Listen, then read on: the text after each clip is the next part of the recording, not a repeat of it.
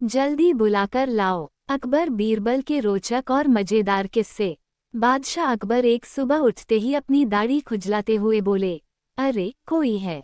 तुरंत एक सेवक हाजिर हुआ। उसे देखते ही बादशाह बोले, जाओ जल्दी बुलाकर लाओ, फौरन हाजिर करो।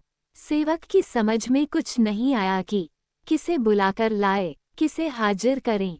बादशाह से पटल कर सवाल करने की तो उसकी हिम्मत ही नहीं थी। उस सेवक ने यह बात दूसरे सेवक को बताई, दूसरे ने तीसरे को और तीसरे ने चौथे को।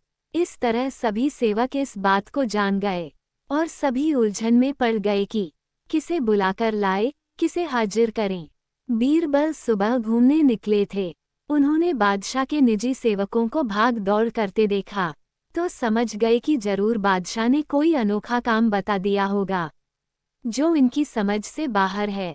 उन्होंने एक सेवक को बुलाकर पूछा, क्या बात है, ये भागदौड़ किस लिए हो रही है। सेवक ने बीरबल को सारी बात बताई। महाराज हमारी रक्षा करें, हम समझ नहीं पा रहे हैं कि किसे बुलाना है। अगर जल्दी बुलाकर नहीं ले गए तो हम पर आफत आ जाएगी।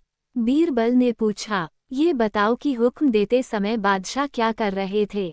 बादशाह के निजी सेवक जिसे हुक्म मिला था उसे बीरबल के सामने हाजिर किया तो उसने बताया, जिस समय मुझे तलब किया उस समय तो बिस्तर पर बैठे अपनी दाढ़ी खुजला रहे थे।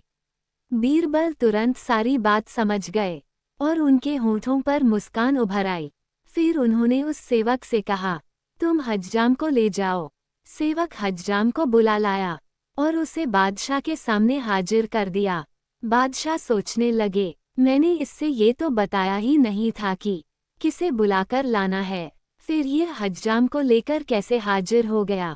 बादशाह ने सेवक से पूछा, सच बताओ, हज्जाम को तुम अपने मन से ले आए हो या किसी ने उसे ले आने का सुझाव दिया था। सेवक घबरा गया, लेकिन बताए बिना भी तो छुटकारा नहीं था। बोला, बीरबल ने सुझाव दिया था। जहां पनाह। बादशाह बीरबल की बुद्धि पर खुश हो गया।